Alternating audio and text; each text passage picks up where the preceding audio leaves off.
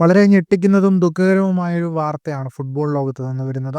Liverpool forward Diego Jota സ്പെയിനിലെ സമോറോ പ്രവിശ്യയിൽ വെച്ചുണ്ടായ വാഹനാപകടത്തിൽ മരണപ്പെട്ടതായി റിപ്പോർട്ടുകൾ. ഈ വാർത്ത സ്പാനിഷ് പത്രമായ മാർക്ക ഉൾപ്പെടെയുള്ള മാധ്യമങ്ങൾ റിപ്പോർട്ട് ചെയ്തിട്ടുണ്ട്. 2025 ജൂലൈ 3 പുലർച്ചെ A52 ഹൈവേയിൽ പലാസിയോസ് ഡി സനാബ്രിയയിൽ വെച്ചാണ് അപകടം നടന്നത്.